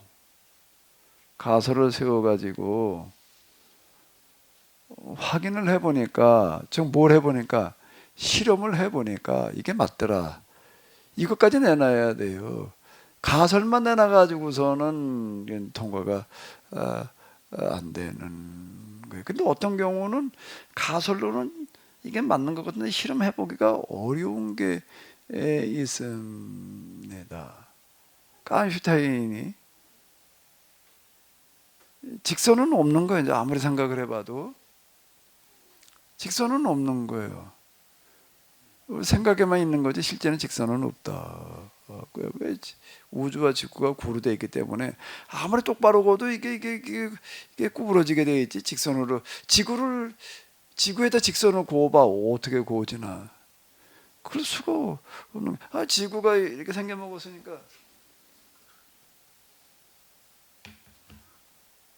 뭐 자아가 없습니다. 그냥 이걸로 해보자. 여기다 직선 그다음에 이렇게 되겠지. 근데 문제는 지구가 속해 있는 우주도 구야. 그러면 이게 어차피 구부러질 수밖에 없는 거예요. 그 이제 아인슈타인이 이런 생각을 하고서 그렇다라고 한다면 삼각형의 내각의 합은 180도가 아니라는 거예요. 왜? 이건 곡선으로 그려져 있으니까 180도 더 커져야 되는 거지. 그 삼각형이 큰 만큼 180도 플러스 큰 크게 이제 알파가 되는 거예요. 이건 이제 가설로 놓고 볼 때에는 우주도 구고 지구도 구고 다 구이니까 그러니까 직선이 없다는 거는 틀림없는 사실인데 실험을 해볼 방법이 없는 거예요. 왜? 삼각형을 좀 운동장에 놔다 크게 그려놓고 재보면 어떨까? 몇 도가 나올까? 아무리 정교하게 선을 그어놓고 재도 다 180도인 거예요. 아주 넓은 놈 운동장에 가가지고 더 큰 운동장에 가서 또 말뚝을 박아 세개를 박아놓고 또 줄을 띄워놓고 재봐도 또 180도. 그러니까 실험으로 해볼 수가 없는 거예요. 왜? 내가 운동장에 가가지고서 말뚝 세개를 박아놓고 재보니까 이제 책상에다만 종이짝에다가 그려놓을 때는 180도더니 운동장 가다 말뚝에도 박아놓고 해보니까 181도가 나오더라. 이게 확인이 안 되는 거예요. 그 정도 가지고서는 확인이 안 되니까 운동장 크기 정도 가지고서는 이게 이제 실험으로는 입증이 안 되는 거예요. 그러니까 이게 실험은 못 해봐 이제. 그러니까 가설이야. 그냥 가설이 이론까지 이제 못 가는 거예요. 이제 가설로 그냥 가설 그러다가 이제 그게 맞다 그렇게 됐어요. 언제 가가지고 맞다 그랬을까? 아인슈타인이 죽고 난 다음에. 그때 가가지고 어떻게 뭘 가지고 이제 이걸 실험을 해보는 거야? 우주선으로 하는 거야. 우주선이 많이 뛰어났잖아요. 그 여기서 전파를 가지고 이렇게 재보니까 이제 180도보다 훨씬 더 커지더라. 그래서 이제 그게 확인이 되어졌다. 근데 실험이라고 하는 거는요, 뭐가 있어야 되는가 하게 되면은 재현이 돼야지 돼요. 내가 실험을 해봤더니 저 사람 다른 사람이 근데 내가 하니까 안 되더라. 그러면 안 되는 거예요. 그러니까 누가 해도 그 결과가 나와야 되는 거예요. 누가 해도 그 결과가 나와야 되는 거예요. 그래야지 그게 이제 이건 이론이다. 그리고 이제 하나가 이제 물리학, 자연과학의 이론이라고 하는 거가 이제 탄생을 한다. 근데 이제 인문학에서는 실험을 해볼 방법이 없는 거예요. 인문학에도 뭐 생각을 어떻게 무슨 목으로 갖다가 이놈목으로 실험을 해보나. 여기는 현미경을 동원해 가지고서 무슨 뭐 자연과학 도구들을 통해서 실험해볼 방법은 없는 거야. 이걸 뭘로 해봐야 되는 거예요? 이제 이걸 해결을 뭘로 해야지 되나? 이제 벌써 아주 고대에 누가 얘기를 하면 아리스토텔레스라는 사람이 말을 하는 거예요. 뭔 소리를 하려면은 무슨 소리를 하려면은 실험을 해본 다음에 얘기를 해라. 실험을 해서 확인한 다음에 뭐가 바르다는 게 맞다는 게 확인한 다음에 말을 해라 이렇게 얘기를 합니다. 그게 인문학의 실험 방법이에요. 이제 이게요. 인문학의 실험 방법이야. 자연과학은 뭐 여러 개 도구를 가지고서 이제 뭐 이제 뭘 어떻게 해 봅니다. 근데 인문학은 뭐 실험 도구 가지고서 근데 실험 도구를 대체해 가지고도 인문학에 있어서 이게 맞다 틀리다라는 거를 확인해 볼 수 있는 방법이 있어요. 그걸 뭐라고 부르는 거죠? 논리학이라고 하는 거예요. 논리가 이게 맞아야 되는 거예요. 이게요. 논리가 안 맞으면 가짜예요. 이거는요. 그러니까 논리학이라는 거가 아리스토텔레스 이렇게 얘기를 하니까 모든 인문학 그보다 학문의 기초는 논리학이다. 거기도 논리학에 이렇게 비모순의 법칙이 여기는 기본이다. 모순이 있으면은 안 된다는 거예요. 모순이 있으면은 안 된다. 이렇게도 이렇게 생각해보니까 맞아. 저쪽에서 생각해 보니까 안 맞아. 그게 이제 모순이라는 거예요. 그러면 이렇게도 생각을 해봐야 되고 어떻게 생각을 해봐야 되나? 저렇게도 생각을 해봐야 되고 또 어떻게도 생각을 해봐야 되나? 그렇게도 생각을 해봐야 되고 다각도로 생각을 해봐가지고 그래도 항상 그 결과치가 나와야 되는 거예요. 그게 이제 역지사지 뭐 이제 이런 얘기하다 그 입장 바꿔가지고 한번 생각을 해봐라. 그래서 같은 결론이 나와야지 되는 거죠. 그럼 난 그 작업을 하는 거예요. 말하기 전에 이걸 혼자서 이렇게도 생각을 해봐야 돼. 저렇게도 생각을 해봐야 돼. 어디 가서 확인해 볼 방법이 없으니까 그거 이제 확인해 보는 방법 중에 하나 또 이렇게 생각해도 이렇게 말한 사람이 있나? 그러니까 아무개도 얘기해서 다 그렇게 생각해. 그럼 뭐 맞을 가능성이 커. 그럼 난 그렇게 해볼 방법이 없는 거예요. 거기다 나도 이거 무슨 책 하나 쓸 때는 한 수십 권 읽고요. 수십 권이니까 마지막으로다가는요 이제 책상에다 그래도 요건 참 중요하다. 내가 쓰는데 요 책은 그래도 좀 꼭 참고하면서 쓸 필요가 있다라고 생각했는데 한 연암목에 그래도 넘어요. 그럼 이제 다 펼쳐 놓습니다. 이제 10개를 이제 내가 이제 예를 들어서 지금 이제 여기 로마서 1장 1절에 해석을 나간다 그러면 그동안 내가 이제 책을 몇 시간 읽어도 로마서 1장 이제 누가 또 내가 미처 생각하지 못한 걸 얘기한 사람들 다 적어요. 이제 작은 수청 나는 이게 미처 생각하지 못했는데 하나 이제 그걸 찾는 거예요. 사실 나보고 좀 다르게 이건 나가 생각하는 거 다르게 얘기하네. 나하고 다르게 얘기한 거 내가 미처 생각하지 못한 것들만 찾아내는 거예요. 그러면서 이제 견뎌보는 거예요. 뭐가 맞는 소린가. 이 작업을 하는 겁니다. 그러면서도 이제 최종 그것도 그 이놈을 이제 그렇게 해놓으면은 지난번에도 좀 뭐예요 사도행전 로마서 그거 읽고 쓰는데도 이렇게 요거는 내가 좀 메모해 놓을 필요가 있다 한 것만 하도 이게 몇백 페이지예요 이게요. 그 몇백 페이지 그 이놈을 이제 갖다 이제 뭐 하나 할 때마다 이제 그걸 또 봐야지 다 기억하지를 못하니까. 그리고 또 이제 요 책은 이제 꼭 요긴하다고 생각되는 뭐가 이제 또 따로 빼놔야지. 따로 빼놓고 이제 그걸 이제 쭉 이제 같이 이제 넘어간다고요. 요 구절에서 여기서 뭐라고 그랬나, 여기는 뭐라고 그랬나, 이거 뭐라 이런 걸 다 봐. 다 보면서 이제 그러다 이 사람도 그렇다고 그랬고 이 사람도 그렇다고 그러니까 참 이게 맞겠다라고 생각해. 이건 내가 얘기하는 것 중에서 다 들여다봐도 내가 얘기하려고 하는 거고 비슷한 거를 찾는 거가 참 어려워요. 귀신들이 예수님을 가리켜서 하나님의 아들이라고 그런 거에 대해서 다 나름대로 뭐라고 얘기를 하는데 나는 어떻게 얘기하려고 그러는가 하면 그거에 귀신이 한 소리가 이 유대인의 메시아가 되라고 그런 소리다 말이야. 마귀가 유혹한 세 가지가 그게 유대인의 메시아라고 모세가 되라는 얘기였다. 이제 마귀의 가장 큰 공격이 그거였다. 이걸 얘기하려고 그렇게 얘기한 적은 어디도 없어 이놈에게. 그렇게 얘기한 건 진짜 없더라고요. 그 많은 놈 주석질로 갖다가 다 들이다 보고 그래도 그렇게 얘기한 구절은 안 나와. 그럼 나는 이걸 이제 이렇게 얘기를 하려니까 이제 이게 쉽지를 않아. 이게 이렇게 저렇게 다 생각을 해가면서 이제 이렇게 해봐야지 되는데 그게 뭐라고요? 비모순의 법칙. 어제도 이렇게 보니까 이건 안 맞으면 안 되는. 그러니까 안 맞으면 안 되려니까 그건 뭐로 그 다음에 연결되는가 하면 자명성이에요. 그 안에 자명한 얘기. 귀신도 옳은 소리 할 때가 있다. 이게 앞뒤가 안 맞는 얘기가 되는 게 귀신은 귀신이지. 귀신이 예수님을 전도해 줬을 리는 없잖아요. 예? 그건 앞뒤가 안 맞는 얘기. 그 귀신도 옳은 소리 할 때가 있다. 일어나 버리게 되면 이제 이게 뭐 그럼 귀신이 헛말하고 어느 걸 믿고 어느 걸 안 믿어야 돼. 예? 옳은 소리 할 때도 있으니. 예? 그거 뭐 어떻게 하라고? 그래 이게 이제 모순인 거야 이게. 귀신이 옳은 소리 할 때도 있고 거짓말 할 때도 있다. 일어나 버리면 모순인 거예요. 왜 귀신 자체가 이름 뜻 자체가 뭐기 때문에 거짓의 앱이야 이거는. 그 거짓의 앱이라는 얘기는 뭐래? 귀신이 헛맞추고 거짓말하는 건 없다는 거예요. 예?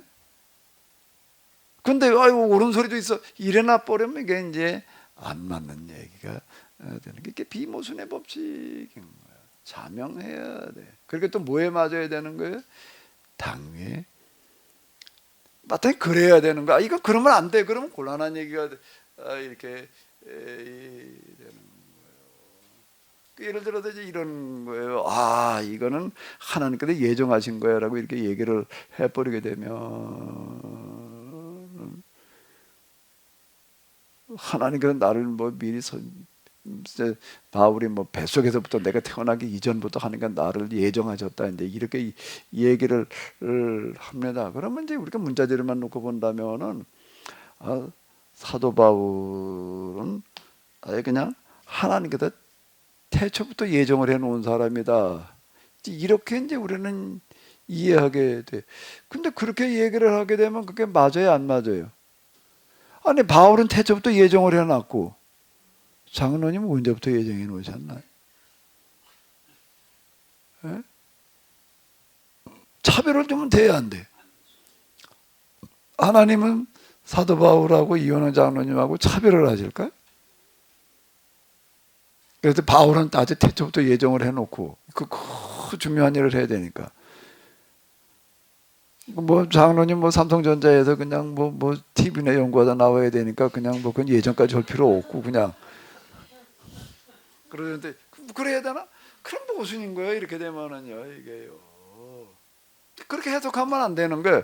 그러니까 사도 바울이 그렇게 말을 했다라고 하더라도 그 얘기가 도대체 무슨 얘기냐? 태초부터 나를 예정하셨다. 이 얘기가 뭘 말하는 거예요? 뭘 말하는 거죠?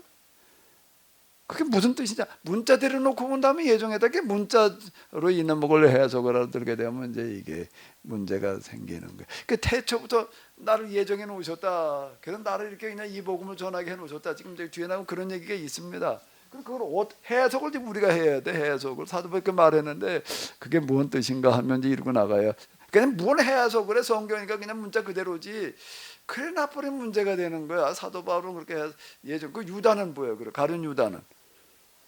그럼 또 예전 팔아먹기로 예정을 해놨나? 그럼 이러면 또 이게 또 이제 이게 문제가 되는 거예요. 그럼 유다의 책임 어디 가서 물어 그러면? 예? 사도 바울이 이건 내가 어머니 뱃속에서 잉태되기 이전보다 나를 예정하셨다, 택정하셨다는 얘기는 뭔 얘기예요? 뭔 얘기를 하는 걸까요? 어디 목물 목사님, 뭔 얘기겠어? 우리 저 파라콘 출신이 좀 한번 해석 좀 해봐. 이걸 맞추면은 내가 10분 일찍 끝낼게 오늘.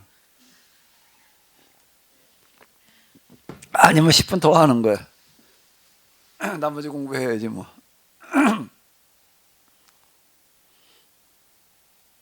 오늘 10분 일찍 끝내냐 늦게 10분 늦느냐는 건 다시 말씀해 주세요. 에? 다시 질문해 주세요. 어디 얘기 좀 해봐. 키누시스 원조리 와가지고 어물거리는 게 몇 년인데 그래. 이게 완전 사고력 훈련이야. 이게 생각하는 이런 거 훈련인데 내 어머니 뱃속에도 내가 잉태되기 전부터 하나님께 나를 택정해 놓으셨다. 사도 바울은 그렇게 얘기하는 구절이 많아. 뭘 얘기하는 거지? 그 예정이라고 우리 그렇게 얘기를 해버리면 이건 모순이야. 그럼 모순이에요. 그럼 아니 자연과학자들은 뭘로 이게 사실은 게 입증을 해야 된다고? 실험으로. 그럼 이건 우리는 실험으로는 해결해 볼 수 있는 방법 없으니까 그 아리스토텔레스가 뭐로 입증을 하라고 그랬다고요? 확인하라고 그랬다고요? 논리로 점검을 해봐라. 그게 비모순이어야 된다. 야, 그게 뭐야? 그게 뭔 소리야? 그 얘기가? 아니 그렇게 살아왔지만 자기가 산 것이 전적인 하나님의 은혜 안에 있었다라고 고백할 수밖에 없는 게 사람이 아닌가요? 아, 근데 그래서 어떻다고? 그러니까 모든 그 자기의 인생을 돌아보면서 결과적으로 돌아보면서 모든 과거와 또 정말 창세전부터 이렇게 얘기도 하는 것이 고백적 표현이지 그것이 무슨 고백 그러니까 덮어놓고 고백거리지 말고. 그러니까 자기가 지금까지 이렇게 할 수 있게 해 주신 것도 하나님의 절대적인 도우심이다라고 하는 그런 고백이죠. 그래도 파랗군 물을 좀 먹어가지고서. 이거는 뭔가 하게 되면 전적으로 자기 부정의 표현이라고요. 내가 지금 이렇게 할 수 있는 것은 성경을 예수님이 이렇게 얘기할 수 있는 것은 이건 내가 무슨 뭐 뛰어나가지고 내가 뭘 잘나가지고 내가 많이 알아가지고 할 수 있는 게 아니다. 이건 전적으로 하나님의 도우심과 은혜였을 뿐이다 라는 표현을 나를 아주 이 영원전부터 선택해서 부르셔서 그건 영혼까지 끌고 올라가는 태초까지 끌고 올라간다라고 얘기를 할 때에는 그만큼 이건 자기를 완전 부정하는 무자격자 의식의 고백이다. 이 지금 어제도 포럼에도 잠깐 얘기를 했지만은요, 교리 논쟁에서 제일 예민하게 다루는 게 뭔가 공로주의예요. 인간의 공로주의가 들어가면 이제 이건 아니고 공로주의를 완전히 배제해 나가는 작업이 이제 그것도 가장 큰 비중을 차지하는 것 중에 하나인데 지금 그 고백이라고 해요. 우리 한경준 노사님 손을 드셨는데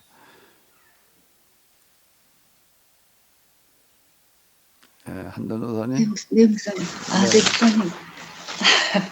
아니, 좀 전에 말씀하시던 거는 좀 다른 질문인데요. 생각이 나서 질문을 드려볼게요, 목사님. 그 세상 구원은 잘못된 종교를 바로 잡는 거잖아요. 예. 그런데 이제 사도 바울 같은 경우에는 헬라 문화나 로마 문화권 속에서 어떻게 기독교의 세계화가 가능하겠는가 그런 고민을 가지고 바울 자신의 생전에 그 복음이 이방인에게 뿌리를 내려야 한다고 생각했다고 말씀을 하셨잖아요. 그렇다면 이제 좀 관점을 바꿔서 그 목사님께서 재해석된 하나님 말씀이 지금 기독교 진리가 아닌 우주적 진리로 전 세계에 뿌리를 내려야 한다고 생각을 하시고 계시는지. 제가요? 네네. 글쎄, 그걸 뭐 바울과 견줘가지고 얘기한다는 건 좀 굉장히 부담스러운 어떤지 그런 얘기기는 한데, 뭐는 하나 제가 이제 많이 이제 관심을 가지고 얘기를 하게 되는가라고 하게 되면 오늘 우리 세대가 기성세대라고 얘기를 하잖아요. 이 기성세대하고 이거 좀 그 다음 세대들하고는 세대 차이가 참 많이 큰 것 같아요. 맞나요? 맞죠? 우리가 해야 될 역할이라는 게 있는 것 같아요. 그냥 은퇴나 하고 그냥 뭐 은퇴비나 받아먹고 끝나야 될 얘기가 아니라 뭔가 해야 될 역할이라고 하는 거가 있는데, 이 복음을 우리 세대가 받아들일 때하고 지금 세대가 받아들이는 거하고는 온도 차이가 너무 큰 것 같아요. 그 기성세대들에게 잘 안 맞는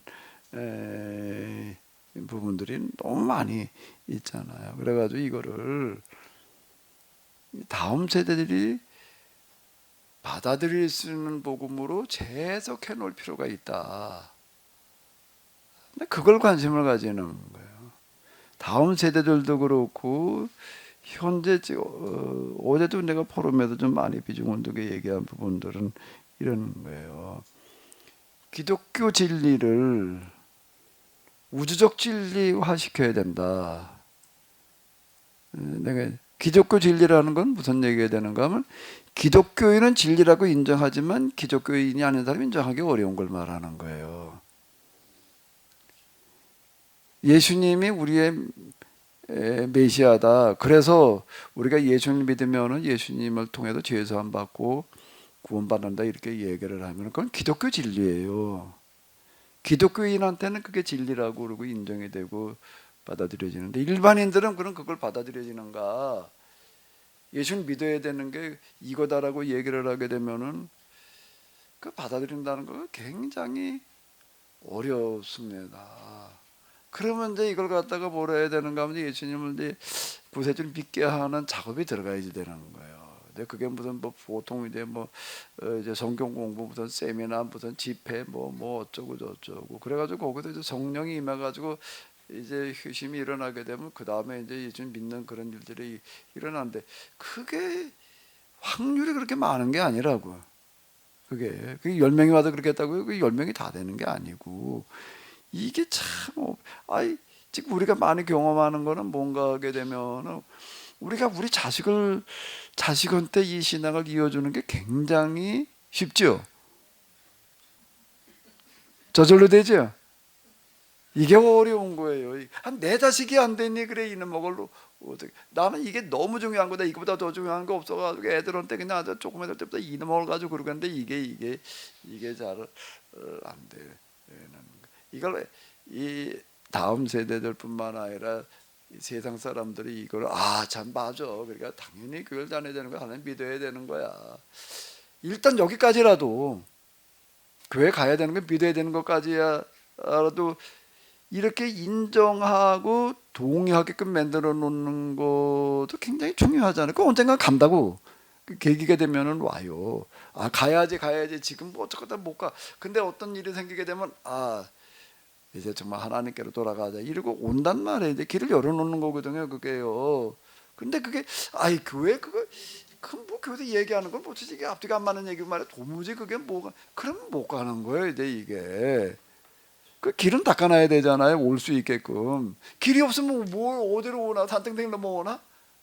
가시덤불 넘어오나? 어떻게 울타리 뛰어넘어와야 되나? 어떻게 길은 만들어줘야 될 거 아니에요. 언제든 올 수 있게끔. 그게 뭔가 하면 기독교 진리를 어떻게 된다는 거예요? 우주적인 진리로 해석을 해놔야지 된다. 기독교 진리를 우주적인 진리로. 이 구속사 구원론 가지고서는 아무리 얘기를 해봐 이건 기독교 진리지 우주적인 진리가 될 수가 없는 거예요. 이거는요. 그 불교인들 데려다 놓고 당신들 그거 구원 못 받아 예수님 믿어 구원 받아 그 사람들 인정하려고 그러겠어요? 안 되는 거지. 그거는 될 수가 없는 얘기죠. 그걸 가지고 죽어라고 말해 그냥 어떻게 되잖아 구원해 보겠다고 그냥 자꾸 머리 들밀고 가가지고서 이제 지금 우리는 그렇게 무역자지 못하고 그냥 가도 또 이제 밀고 들어가는 이제 시기인데 죽이겠다고 그냥 죽여라 그러고 가니 이게 이제 순교 가고 가지고 가보자 말이지 우리 그러고 있는 형국이잖아요. 그거 말고 기독교 진리를 뭘로다가 우주적인 진리라고 하는 건 누가 들어도 구원 받으려면 참 그렇게 해야 되는 게 맞아. 일어나야 될 거 아니야. 그 어느 날 살다 보니까 참 이제 내가 좀 살만큼사도 이제 참 갈 때가 됐는데 뭘 어떻게 해야 되나. 맞아. 그게 교회야. 교회에 얘기하는 게 맞는 소리야. 자 이게 있어야지. 가만히 있자. 이거 내가 이제 교회를 가야 되나 불교를 가야 되나 어딜 가야 되나 다 거기서 거긴 것 같은데 뭔가 차별화라는 게 있어야 될 거 아니야. 차별화. 나는 그게 뭔가 하면 계약사 구원론이라고 믿는 거야. 왜 계약사라고 계약이라고 하는 계약법이라고 하는 거가 뭔가 하면 세상에 그거보다 더 큰 가치는 없는 거예요. 최고의 가치에 세상 모든 사람들이 다 공부 잘 살면 그러다 하나님 나라의 모형을 여기다 만들어 보자라고 얘기하는 것보다 더 큰 거는 그 이상이라고 그러죠. 흔히 현실성이 없다 어쩌다 그러고 하는데, 그런데 그거를 말로만 그냥 떠드는 게 아닌 여기서 우리가 살고 있는 거, 그 보여주는 선교예요. 이거는 말로 하는 선교 가지고서가 보여주는 선교. 야, 이 사람들은 정말 그걸, 아니 저건 이상이지, 저게 불가능한 일인데 말이야, 비현실적인 건데 저걸 근데 야, 이 사람 저걸 살아. 말로만 떠드는 게 아니야.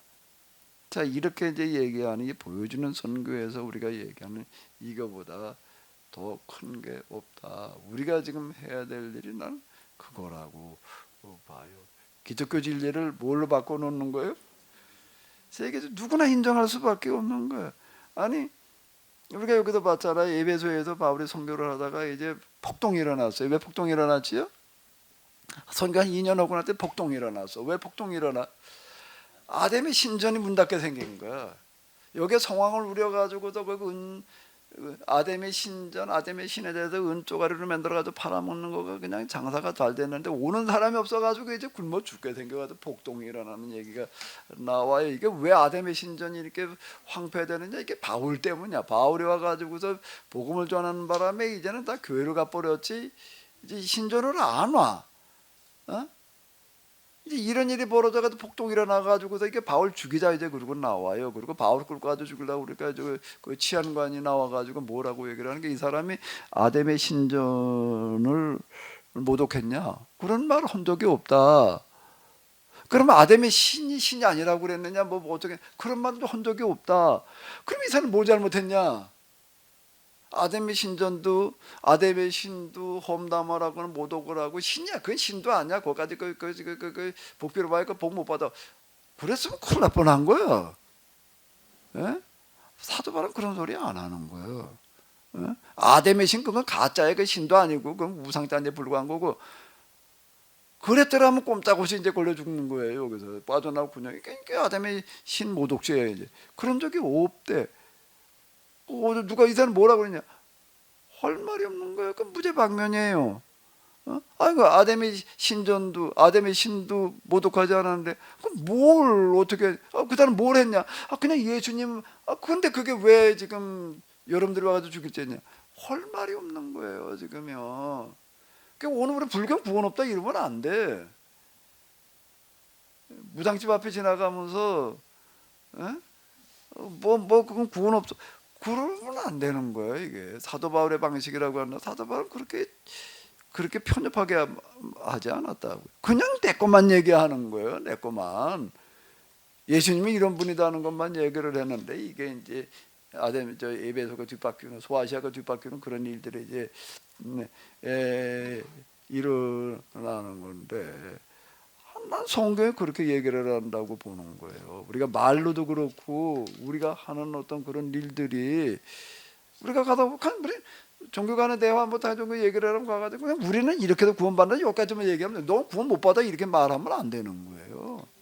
그게 우리 그냥 종교 간에 서로 다투면서 싸워보자. 근데 우리가 말하는 구원론은 이런 거다. 우리는 이렇게 해서 구원받는다고 생각을 한다. 그게 이게 맞고 너 틀려 이렇게 얘기할 필요도 없죠. 여기까지 얘기 끝나면 되는 거예요. 그럼 다 알아 스스로 들으면서. 근데 이건 그게 없이 그 뭐 불교, 유교, 기독교가 맞나? 우리는 대표적인 종교 아니에요. 여기 다 있잖아요. 그만 대화하자. 그 대화를 하러 가서 그 유교는 우리는 인을 말한대. 불교는 뭘 말하나? 자비를 말한대. 그럼 넌 뭐라? 우리는 사랑을 말해. 그러면 자 인은 어진일인자야, 자비야, 사랑이야. 어떤 게 더 커요? 예? 기독교는 사랑을 얘기를 해요. 불교는 자비를 얘기를 하고, 불교는 인을 얘기를 해. 이렇게 앉아가지고서 이제 뭐 얘기를 하고 있으니 이는 거기서 거기야. 가만히 있어. 자비와 사랑과의 인 중에 뭐가 어떻게 다르지? 그 얘기를 들어봐야 돼. 그 불교계 당시 얘기 인은 뭐냐, 어쩌고 저쩌고 뭐라고 얘기를 하겠지. 또 자비는 뭐냐, 사랑은 뭐냐. 그 듣고 보니 뭐 거기도 거긴 거예요. 그 뭐 저 같은 얘기네. 뭐 그냥 그냥 뭐 고동종교니까 나 그냥 비슷한 게 그게 그거지. 뭐 그냥 뭐 그다 다 그냥 구원 있는 거네. 자, 뭐 할 얘기가 없는 거예요. 사실 지금 우리가 가지고 종교 간의 대화를 하거나 다중에 들어고 뭐 어쩌고 한다라고 그래봐야 이게 뭐 그거 말고 우리의 정체성이라고 하는 거를 계약법으로 얘기를 하면은 간단하다. 왜? 우리는 이렇게 구원받는다고 생각을 한다. 근데 그걸 그렇게 얘기한 데가 어디 있어요? 그거보다 우리 계약법에다 얘기하는 구원보다 더 크게 얘기하는 구원이 있을 수가 없어요. 있을 수가 없어요, 이거는요. 그런데 알아들으면서 하는 거야. 야, 이게 저게 진짜네. 응? 그러니까 뭐 출가해야 돼. 출가해야지. 나이 먹으면 시집 가야지. 그런 출가가 아니래. 이거는 뭐 집이고 뭐고 다 떠나가지고 와가지고서 저 바른박 쳐다보고 도나 닦아야 된다 이렇게 얘기를 하고 있으면은, 응? 그래도 뭐 참선으로다가 뭘 어떻게 해가지고서 자 이런 차원하고, 응? 우리가 얘기하는 계약법 이게 이 얘기가 다 비교가 되잖아요. 이게요. 그럼 끝나는 얘기 읽고 되게 우리가 지금 여기서 이 길이 지금 내가 보기엔 닫힌 길이에요. 지금 교회로 오는 길에 다 막혀버렸어요. 교회를 가야 된다라고 하는 사람 생각을 우리 자식들도 이게 지금 이런 생각이 왔다 갔다 하니 이게 잘 안 되는 판인데 일반인들이 교회를 꼭 가야 된다는 생각을 어떻게 해? 왜 교회가 헌 소리가 스스로 이게 길을 막아버리는 거예요. 지금요. 우리는 특별 진리 나가지고 특별 구원방법, 특별 은혜나 특별한 진리라고나 얘기를 하고 있지 일반인들은 접근할 수 없는 진리가 돼버리는 거예요. 그러니까 우리가 그동안 스스로 만들어 놓은 담벼락으로 허물고 좀 길을 내놔야 될 것 같아요. 올 수 있는 길을. 그게 나는 지금 오늘 우리 이 기상세대가 우리가 죽기 전에 해놔야 될 일이다. 이렇게 보는 거예요. 한두 물으신 질문에 대답이 되는지는 모르겠는데. 네, 감사합니다, 목사님. 이거 뭐 10분 일찍 끝내겠다고 그래놓고 나가지고서 10분 늦었네. 예, 뭐 더 하실 말씀 있으시면 좀 하시고요. 뭐 할 말 없으니까 빨리 끝내 그러시는 것 같아. 예, 마치도록 하겠습니다. 우리 다 같이 주기도문으로 마치도록 하겠습니다. 하늘에 계신 우리 아버지, 이미 거룩히 여김을 받으시오며 나라의 마옵시 뜻이 하늘에서 이룬 것 같이 땅에서도 이루어지이다. 오늘날 우리에게 일용할 양식을 주옵시고 우리가 우리에게 죄 지은 자를 사하여 준 것 같이 우리의 죄를 사하여 주옵시고 우리를 시험에 들게 하지 마옵시고 다만 악에서 구하옵소서. 내게 나라와 권세와 영광이 아버지께 영원히 있사옵나이다. 네, 수고들 많으셨습니다.